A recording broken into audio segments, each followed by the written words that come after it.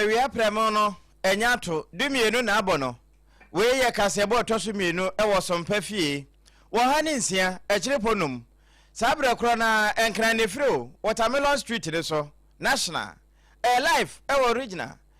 eno anso kro ameke no 93.1 no TV no so Sompa TV abusua wo hwe wo so kasebo bre aso ayiko 100.9 wafa kasebo papa yi wo de masanteman sabre krona wato emantemo 101.1 takwa Sompa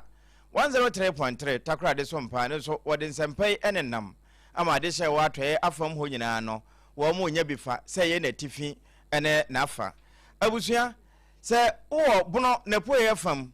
titu na henkro ho a 106.1 FM techima Sompa no 90.7 ade hye won kransa won mo fabi bono henkro 98.9 eno alaji pe kwa na abrosa no emu pe night market ho na opambo agema mubutuo ya wode nsempa no efiri ho ba no eno achi yenkodo mahenkro 101.3 eno so ya Sompa FM no abia sabre kro na doma 100.7 aja usu be man so ne dom wo moje ede ma bunoman no ama abia koka kodivo afo abusua de koda no so benyan ba bi FM stations no wo no ya na wahwehwe yegina musa franka de EDC match no sabre kro na ebia na wo mfimfini mantamu a 106.1 ya frana kingdom adamfo pa radio France abrochimamu wafa ya kase ebi kane sheben radio kane monten so wono nso wato edi apete DJ King Star wo biemu sa wo frana Sompa druma edruma nkase nkransa tifi poncho wo biem wanchi traditional council opposite wape na teacher Johnson so de amade hia wo mu otimantamu nkwanta ane na afa no ho paloma biebie editum awie ensamo eba Ghana cement gasem waso yasene na yesi ne denden so bra yede kasa natural mineral water enzu papa abujunsu ena eye ho adwuma na time heba mixture so wadoma so ye muma endpoint aboayen ama ende no de abeti bi ene se Dwamtrani ya woda Kolebu Teaching Hospital board no ano edi atu dwa kyerɛkyerɛ enhyehya ahodo a empinifo di gu akwanmu sɛ de beya overcrowding ne ho nsensɛm a ene na wɔtwe mu asɔreɛ ɛwɔ Kolebu ayaresabea no wɔn bɛpɛ ho pomasibre yenuanom a wɔn edi dam ɛwɔ nipadua no akɔ ane baabi a wɔn awiewie suapo ahodo sukusu ahodo wɔ mɛma wɔn nya adwuma nyɛ no wɔn kyerɛ mu sɛ abane no wɔn ne wɔn mfa semfatenti wɔn ate wɔn agumontene aban se big push no a wode so asene se be ne betumi aye ya kwan bi e wo man mu awie no Ghana fo bi kasa ho na owura Samija mfi se de wo mo ne danta ene nimba bia ne tokwanda eho adwuma tetelesta wo mawie Ghana Catholic Bishops Conference womo afile enkrata bi efa Wesley Girls ensensem ya mre bi eba ye no efa religious right ho nsem ewo Omei Court Batan Supreme Court yebekom na ne wosa enkrata ni mu no ye de abremu Ghana de hye bi ekasa kyerɛ mu sɛ wɔmdo Omei Attorney General kopiemu ewo Supreme Court so dien eno waye enuadu aba na afa to ne ho so sɛ de be na mfana mapa besan aba oman no mu bio no so afo hwɛ wo bo ade bɔbre ode ama yɛn sase ne kwaye ho nsam so wo se de wo mu twato ho kra no aba aduatra na san ne woduae ononyamfo Collins Dauda edi atu dwa sesenkebe yi a aban entwa sika bi ya anono ewo soro kakra na nka wo mfa mmoa se de be ya enuaduadue yi a ya paw ofa etoso mienu ho ntoma no wo mbetimi de ahyem Lankwanta na Medina Municipal Assembly no wamo de krata aba wamo kyerem se Medina Redco enclave ho wanom ebejai dadrata edi ato ho wamo de baba ye den ya 24-hour market na afajo to south emrasa bedwane ye ura franka free ye wo se post commander wo won importamu wo ka kira IGP ya mampani so ka ho wo ka ma pemfo so kra wo so atebi wo munyino entesa galamse ne importam ho emrase womu a womu dua atosode esan de bi fro memu kwamano ne womu nkabom kuo ena ekase womu se esane Burkina ensensem ye ba ye fa ban no ho eye tomatoes edwadie no enke be ye sese wo man Ghana yetumi eye ye de ne duduo mu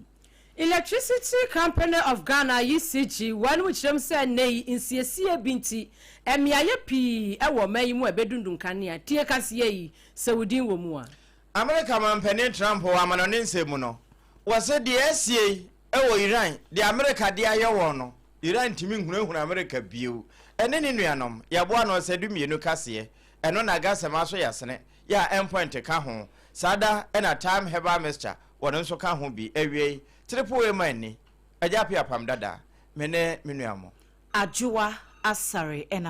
Abena Badu adepa kofi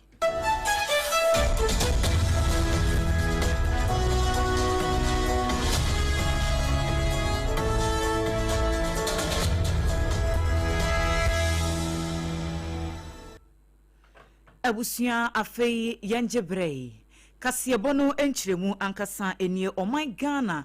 na nsemu ensemu ebeto dwa ya ne yedi hu nkomo eye kolebu aban ya asabia ne yedi kan na eye video bi a agentre ha ewo social media no so se wo bi akohonom ekwa akogye ayarehwe na yedi nipa no ato sebe fom se eho ene yema nipa no treatment eho nsem no beye bebre mampanifo a eda kolebu ya asabia no ni tichu ene a doctor for wo nkabom kuo ebe kyerɛkyerɛmu ɔhaw ne amane a wo mu ehunu ewo ayasabia ho se wuyi se ebi a empa ne akade ahodo a eboa ema pomden ho nsɛm etimi konkan no esua anase enso ewo ayasabia ho no mu a enema bebre wo ho krompo se wo mu a wo mo hwɛ yare no eye apomden adwumayefo no wo mankasa kra no wo mu sua wo de toto enipa dodo ya da bia eba ayasabia ho se wo mu ba bagya ya hwɛ enti empanifo ya da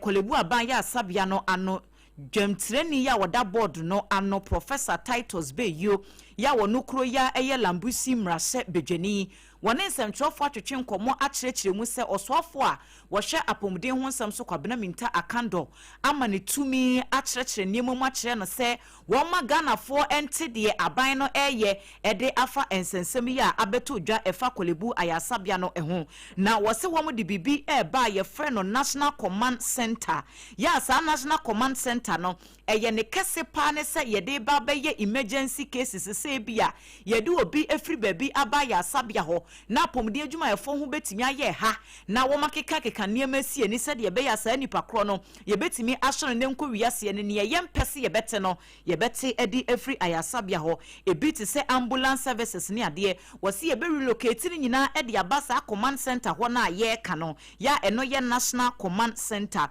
afi wo mu hia physicians wo mu hia a doctorfo wo mu hia a nursefo ye hia wo mo be ye adwuma e wo ambulance teams ahodo no emu se ebi a ansa ne yedi obi ebe free baby se ye refer no e de na bakolebu ana ye de no e kokonfo anoche no sa command center ibe mampanifo ahunu se aso ayasabie ya ye di nipa no e ko no empa wo ho ana se akade ahodo wo ho no ebetimi aboa ama sa nipa kro no ya hye na ma na pomden ho nsam no etimi akonkan enti wo se nhyehyɛ we nyina egu apono so ya aso ya ehye apomden nsam so wo mo de egu akwan mu a enche wo mo e de beye adwuma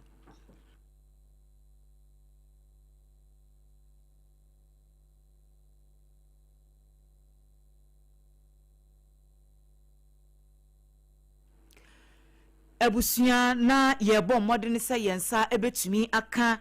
Professor Titus Beyo ne neno na yabo ediama mu nkyeremu a wode baaye efa enhyehyɛ ya wo mu de gu akwan ho efa saa command center yi. They say there's no bed. The doctors will call there's no bed. But when I call Kolebu, there's a bed. Why? Ask them yesterday. If I am the one needing this care, who will call on my behalf? We must have a system that you don't need to call an individual or need to know someone to assess an emergency. So that's where the systemic thing I'm talking about, ensuring the efficient use of these beds come in. So if you go elsewhere, we have what we call emergency command centers, a national emergency command center, and in major hospitals like Kolebu, you have a command center. They have a dashboard. They are able to tell real-time bed occupancy, the type of beds available, because there are different types of hospital beds. If you take Kolebu, that offers the full spectrum of healthcare. You can have the normal hospital bed at the emergency. You can have beds linked to oxygen. You can have bed linked to intensive continuous monitoring for patients who need that kind of monitoring. You can have stroke beds in stroke wards. You can have beds in the ICU that must be linked to a ventilator. So when you say there is no bed, which kind of bed are you referring to?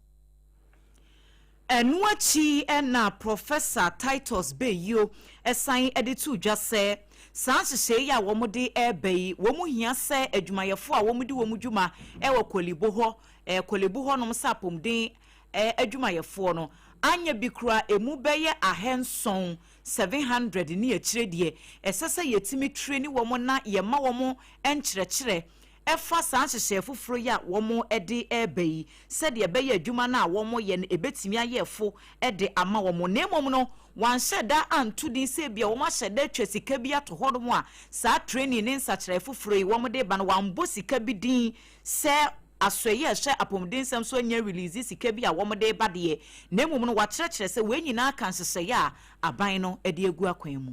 We have to educate people on the use of the system. We have to get people and train them who will manage this system in the various hospitals. And it requires some cooperation from our colleagues because up until now, sometimes doctors are used to their patient being on a particular ward. What this system will mean is that we are going to have a functional classification of beds in the hospital. So if a patient comes to the emergency, it's a male patient, and needs a bed, it has been stabilized and is being moved out of the emergency, he may be supposed to be on, say, medical 4. But if there's a bed on medical 3, the patient will be sent there. So the doctor has to now go to the patient wherever the patient is. This requires training and informing our colleagues about these changes, but it is the only way they can manage the situation efficiently. Board Chairman Emma Kolebu Teaching Hospital Professor Titus Beyo ena yetening king. Ebusia was some from no coalition of unemployed graduates ya wamu nyina eye yenuano mu asebi wamo edi dem kakra ewo nipadua no akwa ne baby wamo ena ati won ho agumontini wamo kiremu se bebre ewo wo mu a wamo ya lawyer for bebre wo mu a wamo etumi akwaje ntitiye ewo suapon ahoduo mu a ewo se enka aban no ehye efa wonom ewo dwumam enso enfon wamo atwetwe nkrata bebre enso kamia yesa bia ya nkrata ne kwani nyina no febuada enei wamo sese oyefon ye oya na wanfe wosi a empanifu ohu nti wamo ato mo ho agumonten ye fi ha china abo ye ko me o hwe me bag e bo me hia no and what the atwetwe mu se wo hwemu a amamra no ede bo man hu ban no wamo so die wom wanom akwitire no 2006 at 715 eno no ema ho kwan pefe esese bi wamo a wamo di dam ene wamo ni dam ni nyina no saban ni fa adwemu a yemfa wamo nyina pepepe miye no bi entan bi yentwe wamo nyina emfa hya aban ne yam na aban ne nkyere bodon fa nkyere wamo enso hwan wamo agan na mu enya sa akra na ekontie nei wamo ka kire mpanimfo sei mpanimfo nhye na wanom ehya siema wamo enwumanye. We have been negotiating with them. We give them 1 month of notice. The woman said the meeting with us. After the meeting, our leader has been calling her in. She's not responding. That's why we did the press. After the press conference, we went to the police secretary. We got the approval. We went to the prepare the petition our letters. And we have submitted the letters to them. We haven't received anything from the presidency, from the military, anywhere. We haven't received anything from them. Even when we are applying to the they don't seem to care because the demonstration is coming from now. The okasa ye aye ora Prince Ejay wono na wodi yenuanom asebi wo mo di dem kakra wo nipadua na kwa ne baabi a wo mo nyina ya graduate wo mo akosukuu awie ye mo nya adwuma nye na wo makom ho abom a wo mo tinto sukokwe yensam trefo ebo pini sebi wanum a wo mo ya demai ye wo mo nyina di dem yi bi wo mo so aye asaponsam eni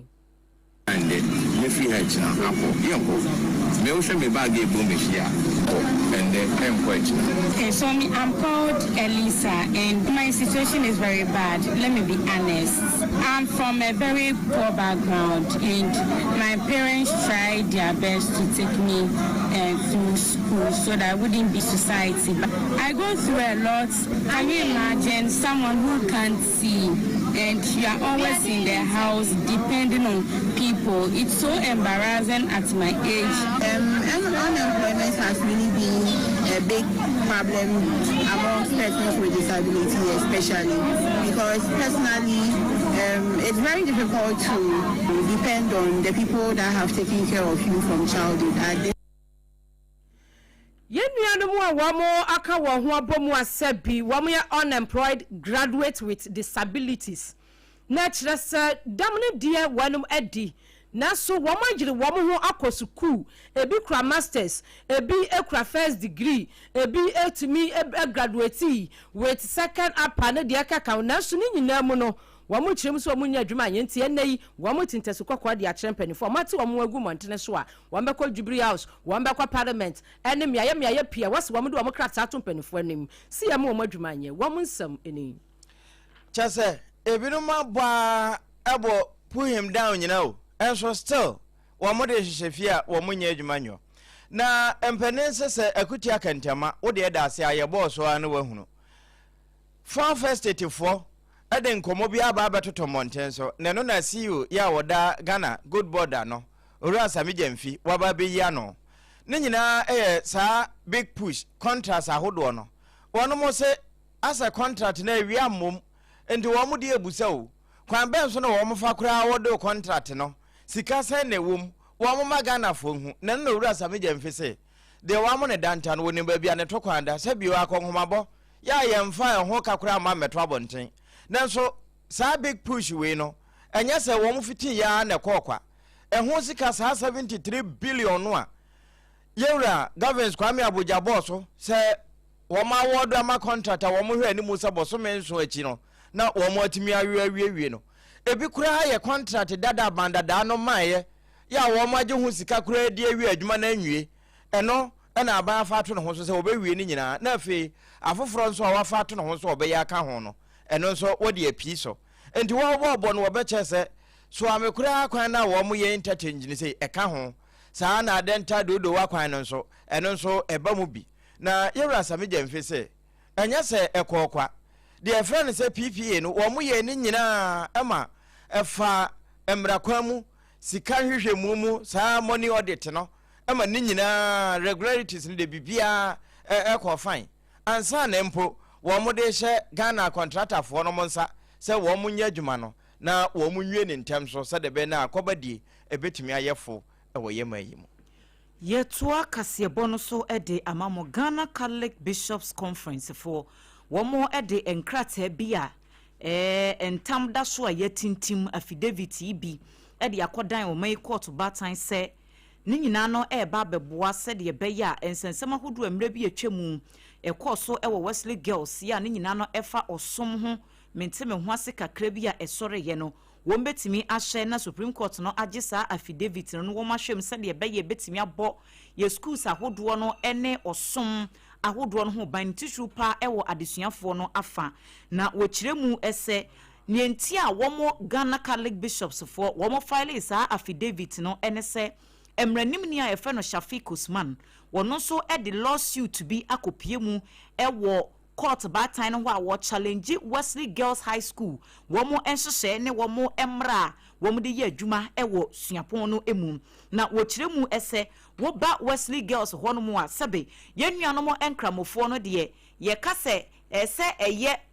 Catholic school enti no enhyehyɛ bia eye Catholic emra ya esasa de suafo no womde adwuma sa asore no wombeko se bia mpaye no wombeko se dwumadie bi no wo mu di a se woye enkramoni kura na wo gintete ewo school ho no mo a esan se eye school no hyehyɛ enti no wo beko de ho akwa kwɔhyɛ sa dwumadie no bi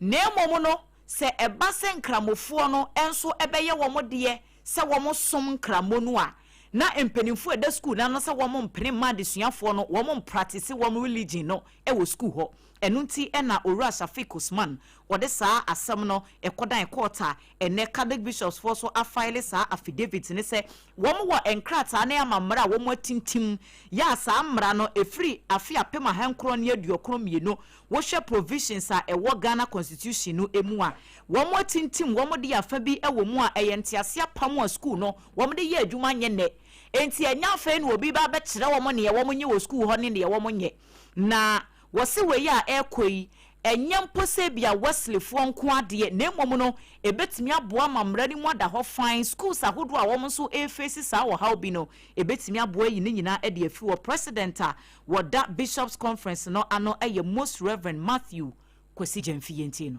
We think that what is going to be decided there is ultimately going to affect all schools once the Supreme Court rules on this matter. And we don't think that it is only Wesley Girls. In fact, it is all high schools in the country, government, private, etc. This week, this system of admission is being decided. We expect that justice and fairness is done. And we expect that the Supreme Court judges will look at the case from all angles and the interest of all students, most especially the interest of also the nation who started this school. Most Reverend Matthew Kwesi Jemfi wano ene president eda Ghana Catholic Bishops Conference no ano nene eni okuti. Abusia ye tuan samono eso na krate ye damenime. Ni nyina efri Ghana this year kron nipa bese mienu miensa nan ena o maka wom ho abomu wom so wom nti bibia se e wo mayim ni nyina ne sa na sia ho ana panimfo albetu mu wo ma hye bedwam se Kotoka International Airport ye bese sedin ene asiye jai echina asiye jai hu ya ne se changing of name na chese ya renaming na krata ya da mani chire mu se Ghana fo bis wo mo nte ase enti wo mo de Attorney General akopiemu e wo Supreme Court wamo ensemu nyina wamo akuchire di egu kracha iso ene sei Kotoka International Airport no a yasesa di no enfamra kwam enimrem amamra constitution no enimu baabi a di atoso bio wanu mu chire mu se edin na nkasa no ehu emra wo ho ya edaso aye adwuma ya ye repeatly ma emra no anasa ye amende emra no nenti no se motimi aye ni sesi yasesa di wa bra ehu mra no ho di a Ora Austin kwabena Braco Powers wano no wa file sa suiti obene match busumi ya ne danda toso edu emiensa ana wade krata ekopie mu ewo Supreme Court ya wakutire nsam wase empanimfo timi sisa edin ne da ewo abra wo munya amendment bia nas wo mu repeatly eya mra no eno no bokotoka General Kotoka Trust Decree no 1969 wano mu kire mu se NLCD 339 wushamu ewo emrani mu ewom ya no ekirekire mu fine se din no wanma ya homra ebiem Braco Powers say opese kwacho no etumi ekirekire mu se sa Kotoka Trust Decree 1969 no edaso gina musa belaba ya repeatly ye enase yenye amendment bi ya sakira ye bia emamu entimi si yanya hohwedi a yentumi sesa din no yesesa din na enya mra so ansa na mobetimi asesa din no ewase mutimi hwa sa ne mani nyina na mutimi de ho mra no ebetum ama eba mram asansa o my Ghana yo mra enso bibia sa ankoso enyo ono kwa na lawyer fo eta na chi se bam Michael Akosa ya wono owo Edu Jemfi and Associates wani mu nyina no wo mo eka wo mo etambo mu no mo submit ye ewo Kumasi Supreme Court wo mo free Kumasi naja wo mo sabo akire eba Supreme Court wo mo kire mu se amamra afi apna hankono aduokono mienu 1992 constitution no article say wo mu nyina no wo hwe mu a article 11/1 D no ekasa efasa edin yi ho ene emu Trust Decree 1969 nyina no ene emu NLCD 339 ekasa fa ho afei article 11/4 1992 constitution na so nyina no da so wom ya yanya hohwe enti se nei musima ya renaming and naming ceremony Kotoka International Airport is ya Edesakra International Airport said you wo mo chem se anyamra enti ni Supreme Court ni ensemi ema wo mo na kwakwa mu no wo mo kire mu se wo hwemu wasa article ya wo mbobodin ene sa General Kotoka Trust Decree 1969 no a NLCD 339 no a bia ye bi ho no eyensanso enwotwe Nensensanso baako no na chese paragraph 8/1 no of sa NLCD 339 no Supreme Court of Wonsha ho ye persons wo ka assembly wo state assembly ho eye wo basum de na wo pese wo mote ase ye wo mo hwe ne ye ema wo mo kire mu se enye ebia wo mo nko a efa so bi ena wo mo penemom se ekina bi wobi shada enkwatena se yesesa we ni agye atum saa wa bra mra na ewo ho da wose yehya mra no efo so mra ne yemfo so enuti na mpanifo yi omayi Attorney General akopie mu Supreme Court yi wani mu kire mu se Ministry of Transport nso ehombo mu bi esanse wo mo na hye ahye ene ho sensam akwani abadie wiem hye ni nyina no eno so fa baabi efa ho enti wo mo so wo mo hu wansam ni mu a wo mo hye ese Supreme Court ebedidi ama won mu a owura Augustine kwabena brako powers ene na lawyer for Michael Akosa ene Adujamfi and associate wo mo de krata yi akopia mu e wo mai Supreme Court. Sompa TV, Sompa FM, dumienu kasebo. De gasan cement, waso yasna Empire Homeopathy Clinic ka ho. Time eba Mr. no, ene eguso yebe edemawo. Na soafa won na hwe wo mai ensase obo ade de amayen. Emu agudi a wode adua mu ne ne bobre ho nsam so yewura Emmanuel Amakofi boa. Ena wo bo amane a chese enhyehyɛ a wo mu twa to ho se wo mode emakwaye na asa babio. 3 for life no. Nnua de nkwa esan abre yen nsase anka awuo no na nka wo mo hwe ani mu se wo mo ntimi nnua kura no be se 30 million de wo no bedua kanafe no nanso wo mo bu nkompo kura wo mo dua bore na wo de sanse mi tudwa bra ne yensa nkyerefo wo mo gina ne nkyɛn pɛ. Pleased to report that against a target of 30 million seedlings in 2025, we successfully distributed and planted over 30 million trees across the country. More importantly, Speaker, this was a people-powered achievement that created over 41,000 green jobs. We salute our over 2,600 forest champions, over 20,000 farmers under the modified Tunja system, and thousands more in nurseries in the private sector who made this happen. Ene a woti ye eyo mai so afa wo hwe ensase oba de bobra a wode amaye ne mu agudi ho nsam so yewura Emmanuel Amakofi boa elembele mra hye bedwani nanso ne nsam a wode tu dwai ena okakwe central mra hye bedwani owura Patrick Yabo amabe chese de wo kan nyina na waka ne tra ne moma de kropoten ade won sa betene so sanka watu mire na wo be kire sikura wotu nu so no enye no ena yewura boa wakan Yedasoa ewosa asoye hodwamtrani ya woda abedwaku a womo ne hwensase ensem so wo mai emrahye bedwafie eye onunyamfo Collins Dauda na wode atu dwasenke be ya aban no empeje sika womo de tai eye enuadua adwumadie ya enano ye palfa etoso mienu ho ntoma no nka aban no empeje sika ni mu kakra eye bosome ne de etoso aduru no en womo launche ofa etoso mienu Tree for Life Reforestation Initiative no se enua hodo ya twitwatwitwa ewo yakwaya hodo no emu nyina ebetimi aduadua na aboa abo Ghana ye environment ne yensase no ho ban na Emmanuel Amakofi bua ne di sa adwumadie no animu a wo mkopa ho entoma enti mrahye bedwam abra na yewura Collins Dauda edi ne nkomo no en wode atu dwasesesi a Ghana ha yakwaya hodo cover ne nyina sei esane efom agudie tuo ye dibi ye afuo afe ye yi akwan ne ade enti ama ye forest cover no nyina asei entu ogidi se we ni de sanka so ye show mensi kasem so nka won betimi aye budget allocation bi emu wosoro kakra de ama ministry no na wo metimi de aboa enuadua no a enke betimi akoyie pa yenti no. We all need to focus on how we can provide money, enough money for the minister to be able to do tree planting. Let's prioritize tree planting. Let's prioritize plantation development. If we have forests, the benefits are enormous, particularly in this area where our youth are looking for jobs. Plantation development can provide a lot of opportunities for our youth. So the Minister of Finance has to be spoken to, so that in November, in the budget, they should provide a huge sum of money for the Minister for Lands and Natural Resources to embark on plantation.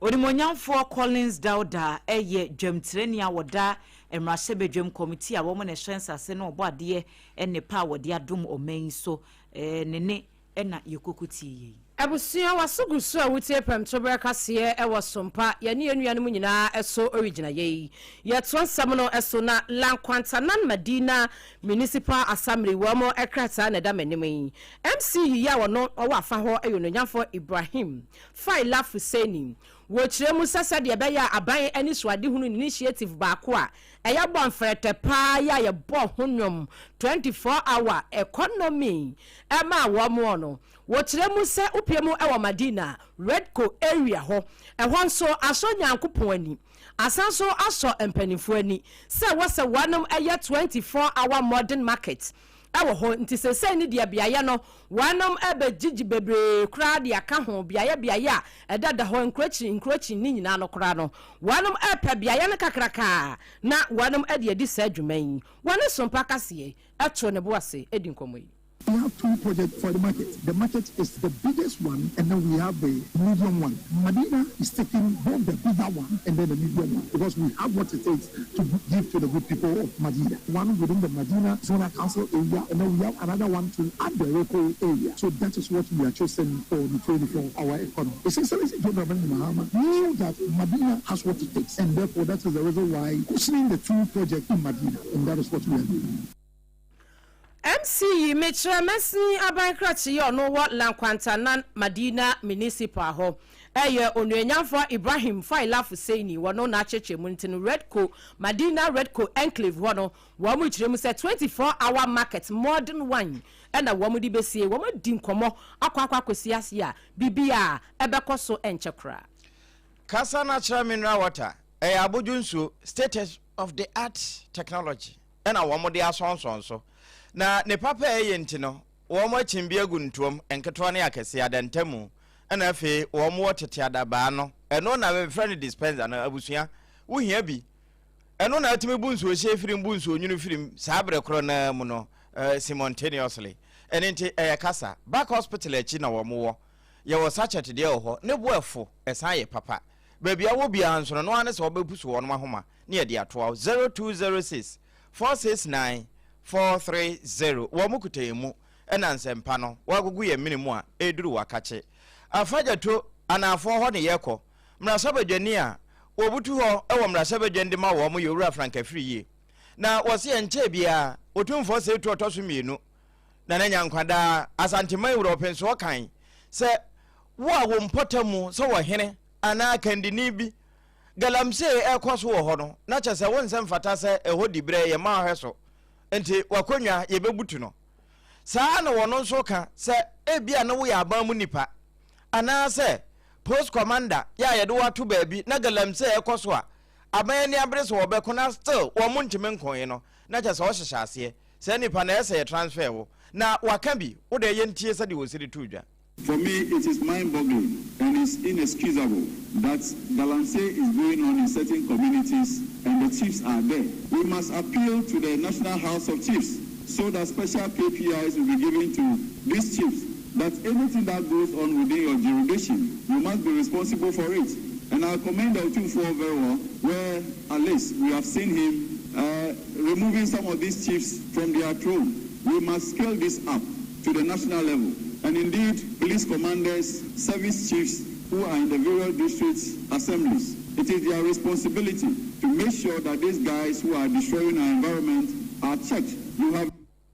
eno afajo to south emra sebedwani ura frankrafi no this ansemi to dwa wo mra sebedwafie ya wo che se bio pani a obetena fie na mofrawe nanka ne yebu nanka wefo a ya wo ne dikan enti se galamse kwaso wo bi mfichira wo ma wo ho no ena ese ebisa wo ye kai wo se woda soa etie Sompa 106.5 FM Accra ye ne affiliate ahodo ye premto breakfast ye bona face Sompa TV no so yese woni guso a wo hye wo honom ye toa kase bono eso President Awada Vegetable Producers and Exporters Association of Ghana eye wo mo a wo mudua to so de edibi efro memu kwa manone wo mo kabom ko Dr. Felix Kamasa ena kase wo de ofra kwa maban se won hyehye eniema nimanimu ya se de be ya Burkina Faso fo wo suspension ya wo de abase entosi hu adwadie enya de se bi betimi akoso se Ghana fo adwadifo mane ntimi ma ho mefa entosi ni bi wo honom no aban ntina se enya hyehye bi ebetimi aboa se de be ya sa wo haw no ebetimi afri honom na wo se entosi de eniema bebre ena ye de ye ewo maimu se bi aduane dodo no a ye di wo Ghana ha no de ye de entosi na eye ena eniema bebre wo honom nso entosi no kura ne bi hye da obu wo ha wo mpe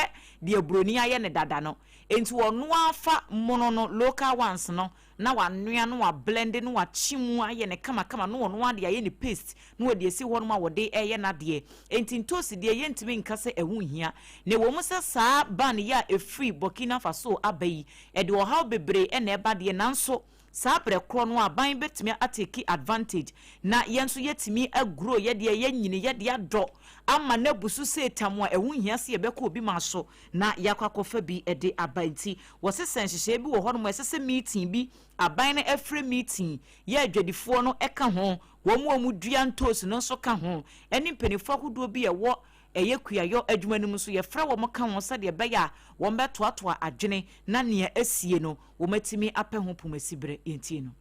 Let us collaborate in the areas which we can start doing something. Some of the areas there's tomatoes growing in those areas, so they need to pay attention to support them wherever it is, because tomatoes take about 3 months, so it's not going to be immediately solution. But whatever we have now, we can protect it and be solving the issue gradually to cover the rest of the issue which is coming up. Prices of tomatoes is going to go up. We believe it's going to be a shortage in a major market. Traders also divert their attention to Nigeria and Togo and Benin, trying to bring some tomatoes to safeguard the situation now. But this shouldn't be at the end of what is happening to us.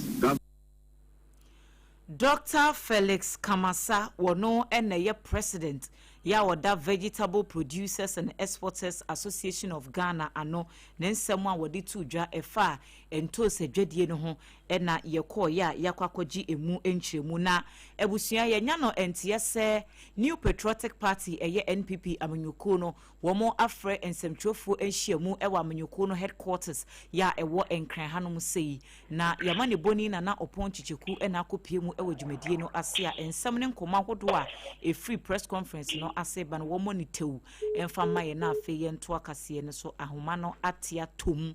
enti yebehye na yasan ede opon abahoma no so biem sabre ya wo maye die ye nto a ensem no eso Abusia Ghana Electricity Company of Ghana woma sem na mebeken womo ade krata ba na womo kiremu sa nansan mantambe se miensa bi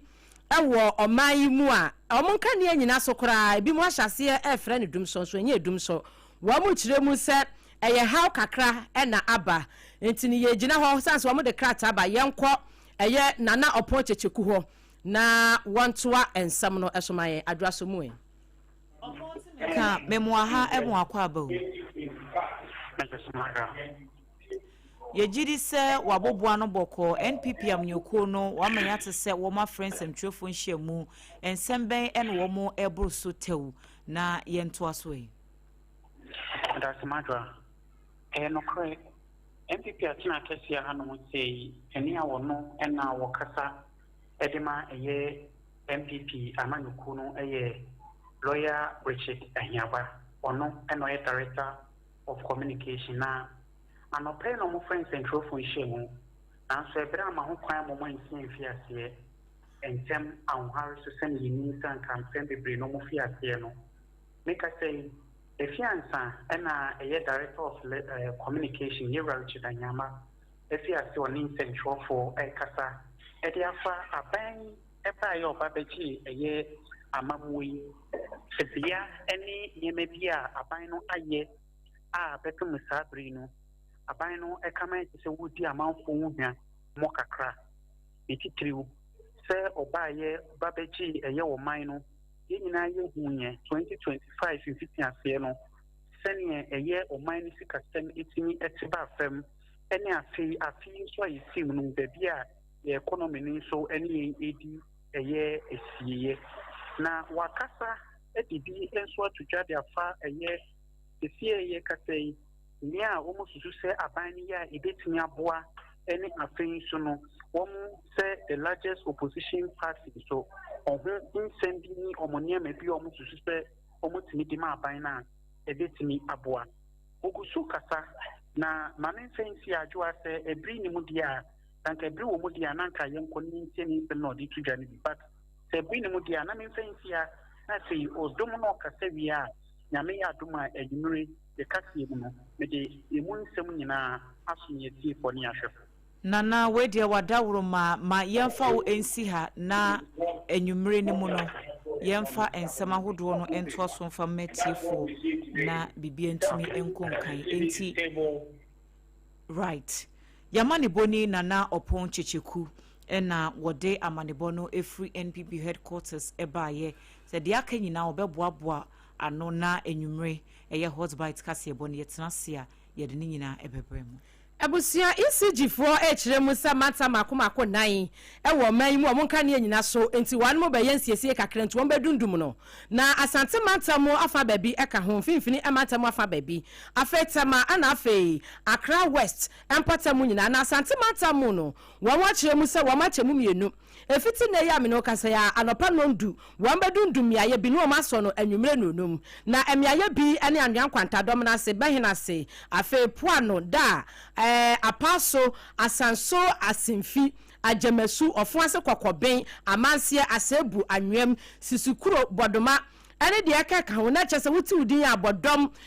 edroso na wan mo alistie etin mo anopai mu nkania edum ye eye be se nonkron no wo mu kiremu se nonum wo mo be so ede amamo afei afa aka no eno no wo mu kiremu se wo mo edum no nonkron no wo mo de duabien eboy ken eno so wonom ebe so de ama wo mo efifini emantamu nso wo mu kiremu se afa baby ete se Salt Pond afei Infantaman Girls Senior High School Abonko Kuntu Pebi Lawyer Enchel Roman Hospital New Nsukum Mankesim Abefi Krom Krofu Road ene empotamu aka no eno de omu kiremu se wo mu dum no nonkron no a wo mo ebeso no no nan anwumre afa wupiemu ewo temanso a wo mo ekiremu se wo mo ebemben baby ete se fiankonya sope agafe wo mu kiremu se dove mepe bato avegeme KBK ene luta ene sege ene de aka ho potam hono tema asam na mekan wo mo adum no nonkono wa no so no nan wo mo beso ni nyina eyensiesie upiemu ewo Accra West ya wo mo kiremu se akwete man mudia no wo mo adum no anopai no num wo beso nsawam ena afe nsawam Canary Adwoa Asare Zongo ene wo mo ebembe miaye ne sa no tema West no ehon so wo mu kiremu se we ye Accra West wo mu kiremu se nonum ebope wonom ebeso na mom ebetimi ayese ne ya wo bewie ensiesi a wonom ye se wo mu anwie dia bibia esi wo mo kwan ese the next day no wo betwa so etumi awie kura na wo mate wo nsa afri hu na kanea no etumi agina so yie esanse wo mo ho se wo mo sum wo man krata yi a wo mo de ba ye amania wo mo ebo ene sei wo mo gusu a wonom ehwe baabi a ho atochema miaye bi no na wo ma siesie ni nyina sade grade no ni mfidie no a wo mo yisuo no eno so benya hoden na asom yen wei ene krata ECG adwumako no ede aba manta makomako nan Central Ashanti afei tema ene wo mo aka me bodin no enti no Ashanti fa baby Central tema ena Accra West enan ena wonom din siesie koso ya da ne atwi ede asomo ebusuana sa komo nyina no energy sector na reform ne bia se de be na wo mbedum no na wo mbetimi aye nsiesie na no na managing director wono ena chief knowledge officer Edma World Bank Group no ora Pascal Donoho wono so bebo amane eche se sade niam ekeka kono se ya ntoto ye niam ye e wo energy sector ho a anhwe ya ka ebe ba no enye kakuma. Engage with the government of Ghana to look at what are the further measures that can be put in place to support the renewable energy sector. We believe it is so important, not just because of the role that it can play in creating jobs, but it can play such an important role in developing skills within the economy and further building the economic resilience of Ghana, and doing all of that while also doing it in a way that's focused on the use of renewable technologies and making a further contribution to a lower carbon future for the economy of Ghana. Wano NAA Managing Director in charge of Knowledge of World Bank Group no wano le kasai. Owura Yeri Patience Opoku eye Public Health Nutrition Officer ewo Sunyan Mensin Directorate ni mo ehwe apomden ensem so na wode ato dwa se ha dwene pa se si a eye sikire yade diabetes no enkoda pa na aso mumu ewo mensin no emu a wose na nsem nte won record cases ahodo bi a enkola a wo nyanya emfie nwotwe ana wo mo emfie nwotwe ene fom wo nyina ba wo nya diabetes a wo da enuro so enkoda nketoa below 8 years no wo nya diabetes no se wo susu se eye konkomu nuane kan foods amanoni nuane ne abrofu nuane no ane enoa ne yede mankoda no edie no eno enenam so a ede saa ensemi aba na ne nkyiremu a wode to yama ne bofo anim ne bini biscuits any drinks as shampoo na ashani kala nko na de ashama and then some new workers you want to you watching how that diabetes ya fa wo no na so de bie for ne a na ne eja e de action ya bo for ne de gross yes and e Ghana ye wadiane e wonuane so a eho ye ka sia kwa we nuane no ano e spices and then ya ko so ya ma ye medima e busu that spices it contain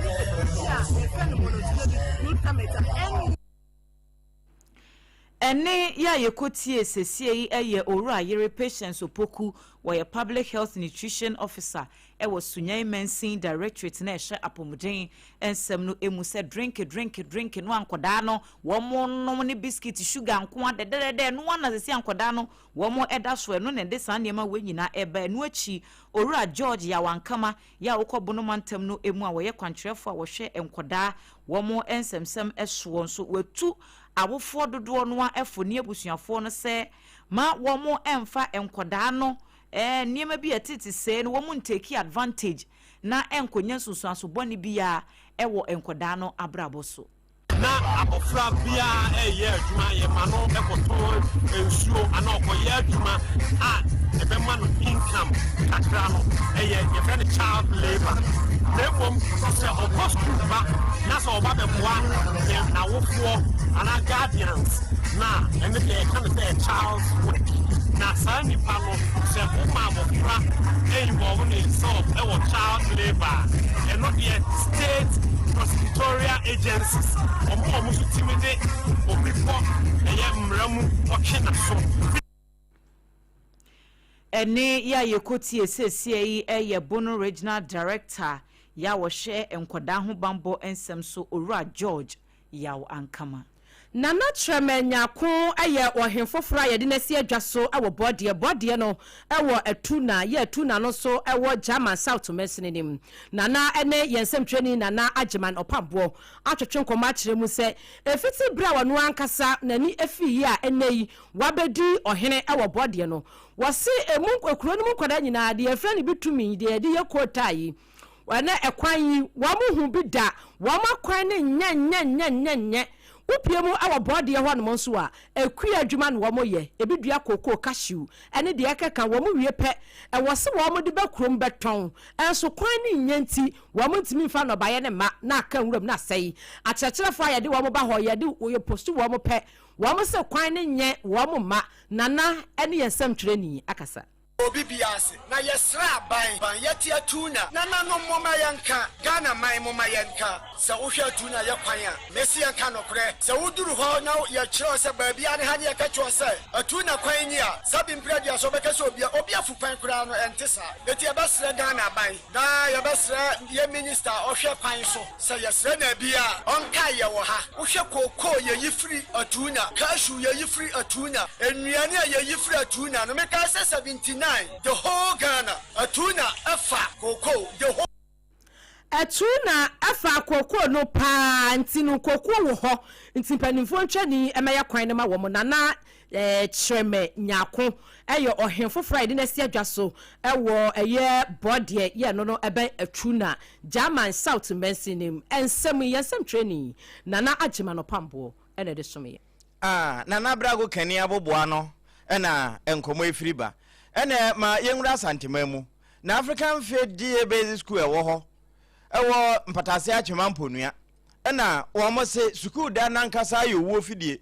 enti achachafo ewo ho no nyansam no wo mama nkoda na pia ba betena nuase eho na wo mo gentete na headmaster nso de ne dia akwasha bangudua bi ase se ne office na master yewura adwanakwa wo de sa asemi to ba abedu anim no kre school den enkoye emayen ohwe motofo twam kaafo twam na nkra ntutu ehwe omani ema ade kire den enkoso de toso bi men so no nsuo so toso ayuntumi den entra class ese mehwe se ma pon nkra ntam akodu fie class nsuo na den ahyase enti we de ade sire de na me de sire mpanyimfo obi bi obetime voice aye wo ambassador African fit omunyina mfa omunsa emesom no mo eno headmaster wona da African Faith Day Basic School won patase atwema mponua mense no mo na wie na honorable oda wo ma no honorable Karim Salifu assembly member wono nso de wonim fa ho wode to so sei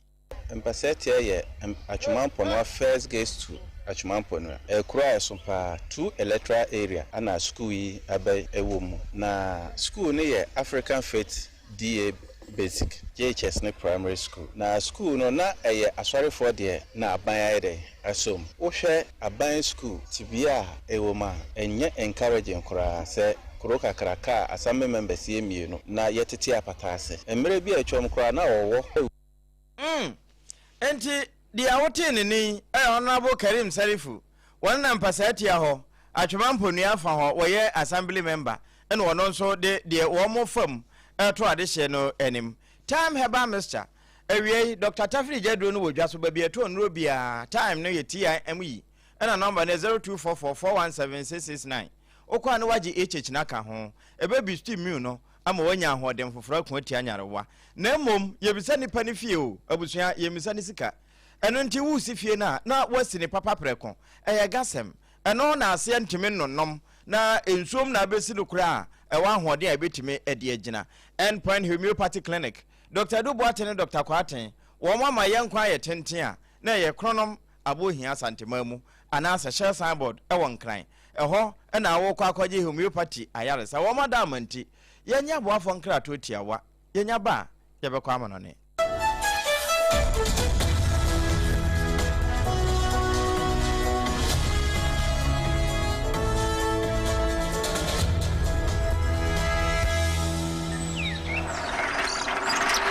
Hedebo how krenia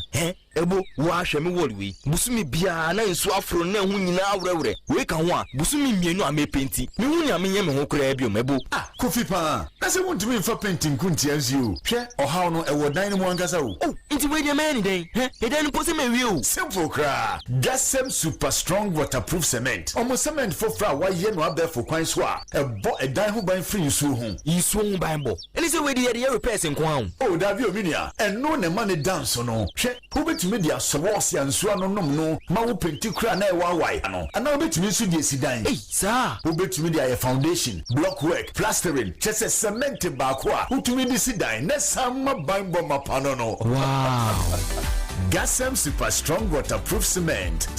ba ko ye di sidan na sam bohun ban sinu ye preko Gasem, the nation builder. Endpoint Homeopathy Clinic Ghana had the obi enim say ye prostate na baby omutimi ye screening ema hu ni ye etu ase a na ye Endpoint Homeopathy Clinic anase ye kidney ye liver problem wo fa baby na adjujo na de fa ne premature ejaculation no a ba ma bi a wo ne wodofo akwakwahia asa wo di ne ho agro asa wo tonte ene ye bra Endpoint Homeopathy Clinic na ye moa wo ema ne mema mo pa wo ye Endpoint Homeopathy Clinic wo mo dem fua yare bia infections bi ne wo ho anase bia wo hwa wo fa baby na adjujo kidney problem prostate de Endpoint Homeopathy Clinic kuma se ubehu Endpoint Homeopathy Clinic e wo kronoma boy hia e na Accra hanso so de wo mu gina mu ankasa e wo Sprinters bebre friend share signboard no huduro na ubusa sa wo pe Endpoint Homeopathy Clinic obia e be kire for Endpoint e wo 0244867068 and 0274234321 Endpoint Homeopathy Clinic wo mu dem fua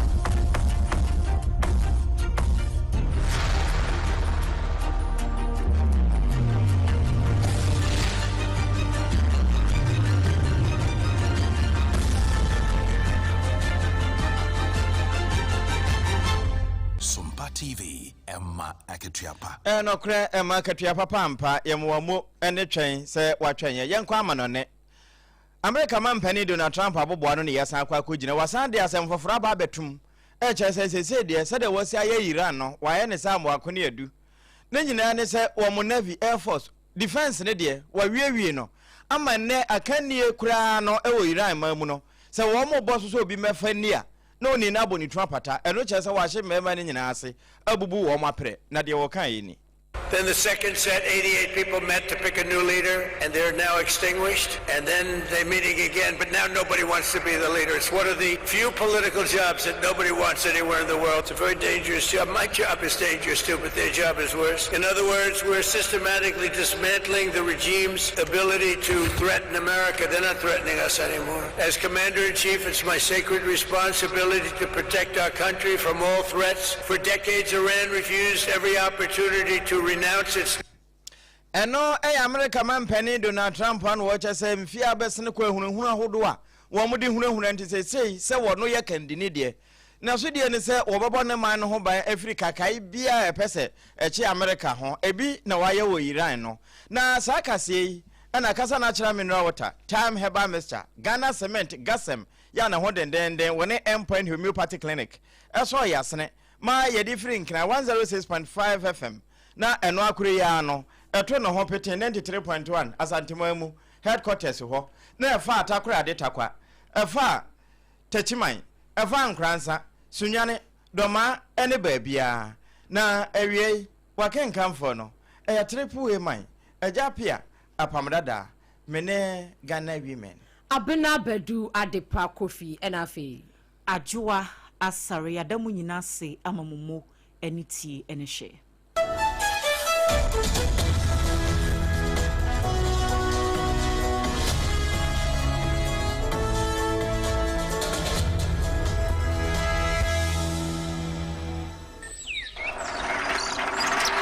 Adebo how krenia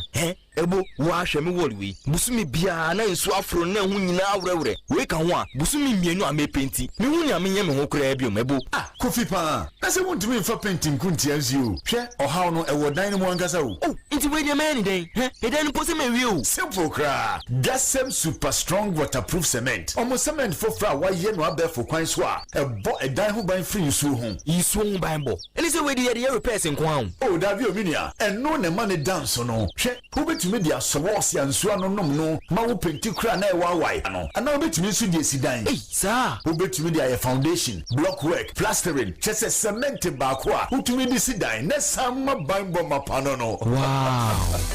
Gasem super strong waterproof cement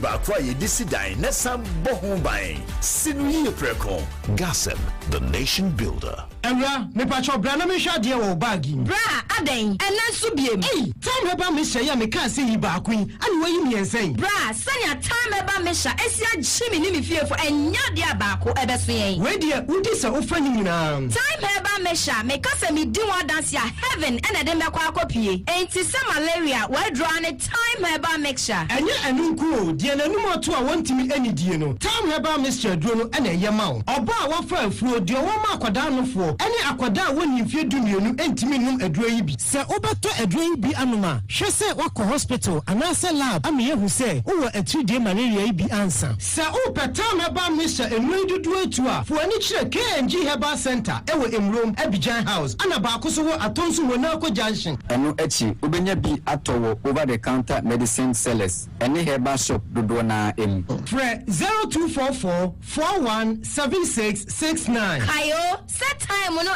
TIME time herbal mixture afi malaria fever bi adani ziba ewo munu betu akọ FDA agi adwade nkratoa yi atu Endpoint homeopathic clinic Ghana ha di obi enim sesa ye prostate na ba bi omutimi ye screening ema hu ni ye etu ase a na eye Endpoint homeopathic clinic anase eye kidney eye liver problem wo fa ba bi na adwodwo na de fa ne premature ejaculation no a ba ma bi a wo ne wodofo akwakwahia asa wo di ne ho agro asa wo to nte ene ye bra Endpoint homeopathic clinic na ye moa wo ema ne mema mo pa wo eye Endpoint homeopathic clinic wo mo da mufua yare bia infections bi ne wo ho anase bia wo hwa wo fa ba bi na adwodwo kidney problem prostate de eye Endpoint homeopathic clinic kuma se ubehu Endpoint homeopathic clinic e wo konoma bohia ena akra hanso so de wo mo gina mu ankasa e wo spintex bebre friend share signboard no hudro na ubusasa wo pe Endpoint homeopathic clinic obia e be kire for Endpoint e wo 0244 867068 and 0274 0234 Endpoint Homeopathy Clinic. Hajia Special Local Foods Abakade Enye Diane ni Diane o Yewe Diane ni Yewe Diane Enye nwanwa se Ghana ha ahemfo eya kese wede na kese party akese se mu pe baabi a wo be serve wo ma wo ho se ye buffet ene wo mo ye se ye local continental dishes a wo bi echa nani a Hajia Special Local Foods e wo hacho atomic kwan no so ho no de enti e friend local foods ne se enye wo mo ye aduane a na wo mo atentam tomatoes wa pro meko apro jena apro garlic apro no de aye aduane se ehya bontine aduane edi yenye ni bisa dabi Haji esuro nyame etinye nwanwa se Ghana ha etitire se ministries agencies akese eyie ahemfo na nanom ahema mo wo mo tena se no wo mo si ye bedidi ye didi eziban ye didi a wo mo se mo mfra Haji Special